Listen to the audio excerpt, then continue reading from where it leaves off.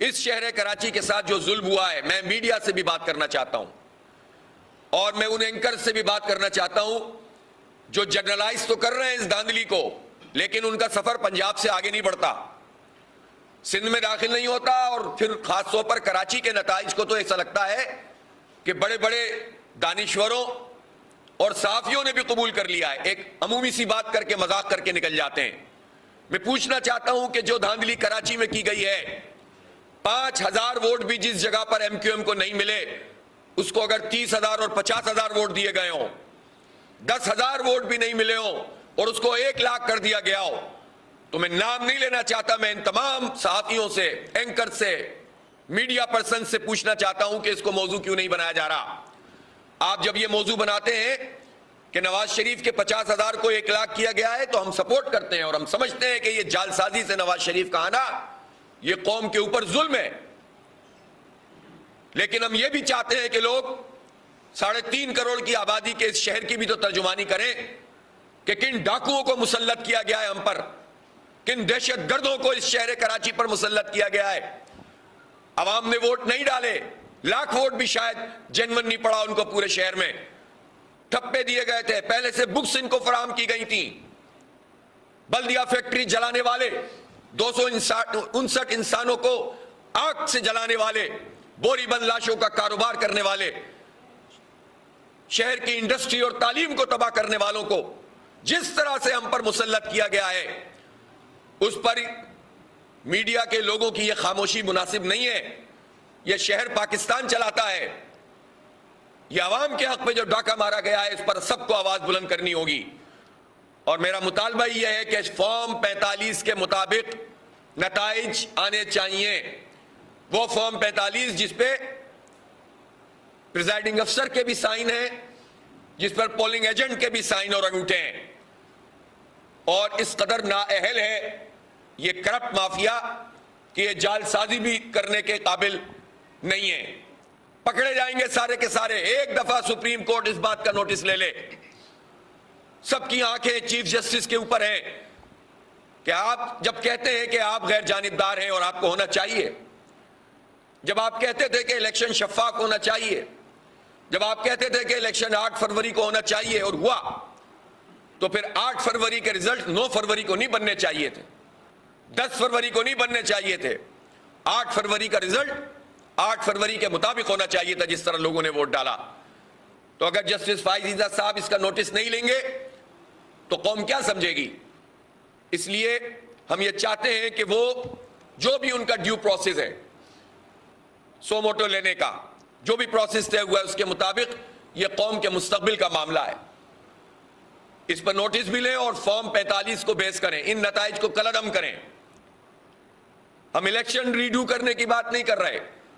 अगर इन नताइज को कलअदम करके 45 फॉर्म को बेस बना लिया जाए और जो जाली 45 फॉर्म अब बने हैं उनका तकाबुल जेन्युइन फॉर्म से कर लिया जाए, देख के चंद चावल अगर रैंडम चेकिंग कर ली जाए तो ये पूरा फ्रॉड कौम के सामने आ जाएगा और पता चल जाएगा कि ये कौम के साथ तमाशा क्या हुआ है। इसलिए जमात इस्लामी स्टैंड करती है कराची के अवाम के साथ। और एक हमने सुना था इलेक्टेड, एक सुना था सेलेक्टेड। एमक्यूएम तो रिजेक्टेड पार्टी है। इस रिजेक्टेड पार्टी को जो कराची और हैदराबाद के और सिंध के अवाम ने इसको बुरी तरह रिजेक्ट कर दिया, इस रिजेक्टेड पार्टी को जो मुसल्लत किया गया है इसको कबूल नहीं किया जाएगा। और ना सिर्फ ये कि ये फॉरेंसिक ऑडिट किया जाए, बल्कि जो लोग भी इसके जिम्मेदार हैं उनको फिक्स किया जाए।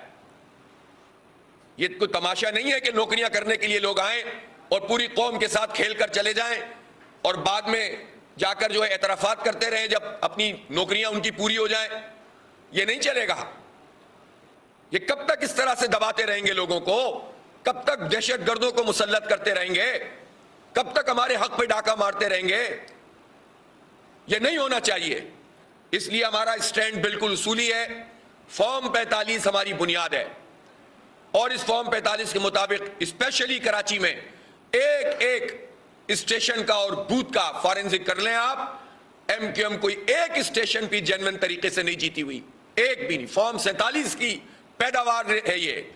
फॉर्म 45 में रिजेक्टेड और फॉर्म 47 में मुसल्लत। यह है एमक्यूएम टोटल कहानी। फॉर्म 45 में रिजेक्टेड और फॉर्म 47 में मुसल्लत, और कुछ भी नहीं है। इसलिए इसकी बिल्कुल इंक्वायरी होनी चाहिए, और जिन लोगों ने भी ये फैसिलिटेशन की है उनको फिक्स होना चाहिए। वो जमहूरियत के दुश्मन है, वो पाकिस्तान के दुश्मन है, वो कराची के दुश्मन है, वो सिंध के दुश्मन है। और सिर्फ यही नहीं है कि एमक्यूएम, ये जो नूरा कुश्तियां पीपल्स पार्टी वर्सेस नून लीग वर्सेस एमक्यूएम होती है, ये 7 सीटें पीपी को कहां से मिल गई कराची में? वो कौन लोग थे जिन्होंने पीपल्स पार्टी को वोट डाला? वो कहां से बरामद हो गए? एक दूसरे की फैसिलिटेशन करो, लफ्जी फायर करो, 7 सीटें तुम पकड़ लो, 15 सीटें तुम पकड़ लो। जिसने 1.5 लाख वोट भी ठप्पो समेत नहीं लिए उसकी 15 कौमी 25 सूबाई, जिसने 8 लाख वोट लिए जमात इस्लामी ने उसकी 1 सूबाई सीट। ये क्या तमाशा है? वोट तो पड़ा है जमात इस्लामी को या पीटीआई को। ये फॉर्म 47 कहां से निकलकर इन सब रिजेक्टेड लोगों को मुसल्लत कर रहा है? इसलिए इसको कबूल नहीं किया जाएगा। 24 तारीख को हफ्ते के दिन इंशाअल्लाह हम रैली निकालेंगे, और जाली नताइज नामंजूर रैली, ये हम नुमाइश से एमए जिन्ना रोड पे मार्च करेंगे। और हम इस मैंडेट से दस्तबरदार नहीं हो सकते, हम सुप्रीम कोर्ट भी जाएंगे। हमने इलेक्शन कमीशन में भी अपनी तमाम जमा कराए हुए हैं जो सीटें हमारी बनती हैं फॉर्म 45 के मुताबिक। हम एक इजाफी सीट भी नहीं लेना चाहते जाली तरीके से, और एक इजाफी सीट भी किसी को नहीं देना चाहते। जो हमारा बनता है वो बने, और इसी तरह पूरी कौम का जो हिसाब बनता है वो बने।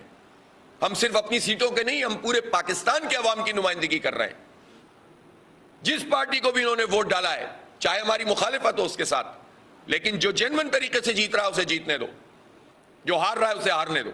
बस ये हमारा मुतालबा है, और हम कानूनी जंग भी लड़ रहे हैं। और हम 24 तारीख को इंशाअल्लाह जबरदस्त किस्म की रैली निकालेंगे, नुमाइश से एमए जिन्ना रोड पे मार्च करेंगे।